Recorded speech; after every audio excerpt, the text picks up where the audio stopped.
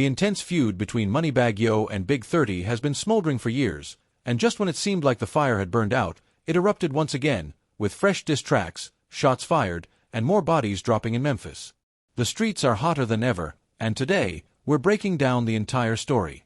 In July 2024, Big 30 dropped a scathing diss aimed squarely at Moneybagg Yo, calling him out in brutal fashion.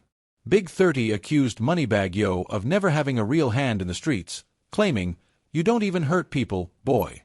You Noki living," referencing Big 30's late cousin, Noki. Noki, who was signed to Moneybagg Yo's label, was still deeply involved in the streets before being tragically killed in January 2022. His death hit Big 30 hard, and it only fueled the fire. In honor of Noki, Big 30 released Noki Living, where he rapped about vengeance and loyalty to the streets. In the track, Big 30 said, "I'm EBK, might drop $1 million on your whole committee," adding that anyone who speaks on Noki would pay a heavy price. He also called out Moneybagg Yo for faking his relationship with Noki, pointing out that the rapper didn't even show up to Naka's funeral. Big 30 didn't stop there, accusing Moneybagg Yo of being a sellout, saying, "You ain't no stand-up guy no more, yes man glued to you. Guess you ain't sliding, cause of just some expletive you ain't used to do." He even questioned Moneybagg Yo's authenticity, claiming the rapper had become a fraud, emphasizing that he valued morals over money. Moneybagg Yo wasted no time responding with his own diss track, firing back with sharp words. He claimed he had given Big 30 jewelry, only for Big 30 to pay him back and still try to brag about it. Moneybagg Yo also threw shots at Big 30 for allegedly getting plastic surgery, saying he wasn't about to pay a doctor to change his face. Things escalated even further when Moneybagg Yo accused Big 30 of pillow talking, leaking their private business to the public.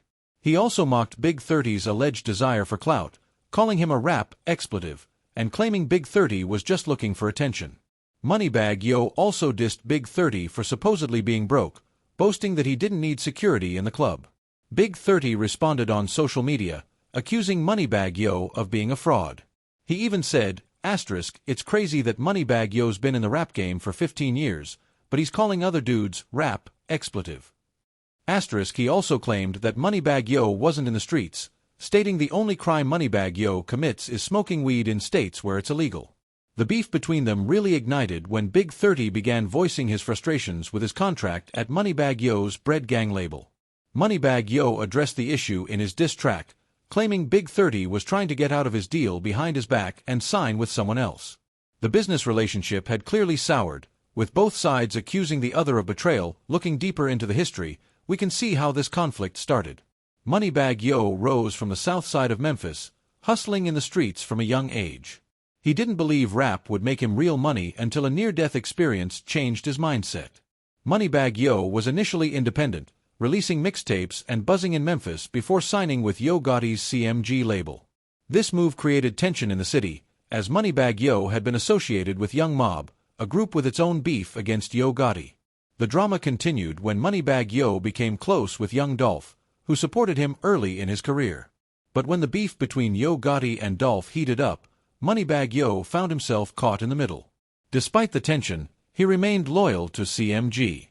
This loyalty was further tested when Moneybagg Yo chose to stay with CMG rather than sign with Gucci Mane's 1017 label, deepening the divisions within Memphis's rap scene. As Moneybagg Yo's career skyrocketed, Big 30's career stagnated, and that's when the rift between them grew.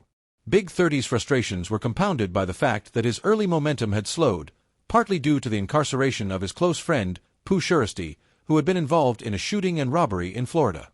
Big 30 had been popping alongside Pooh Shiesty, but after Shiesty was sentenced to 5 years, Big 30 struggled to maintain the same momentum. In addition, Big 30 faced another crossroads when he had to choose between signing with Gucci Mane's 1017 label or staying with CMG under Moneybagg Yo's wing.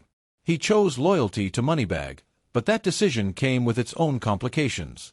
Tensions with Gucci Mane arose when Big 30 posted a photo with Pooh Shiesty and Gucci responded by telling him to stop posting him. This led to a brief beef, but they eventually squashed it and even did a song together. Despite this, Big 30's career didn't take off as expected, and now, he finds himself in a bitter conflict with the person who originally signed him.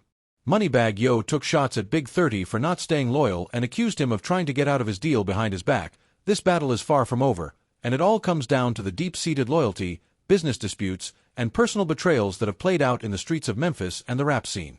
What started as a disagreement between two artists with shared history has exploded into a full-fledged war, leaving no room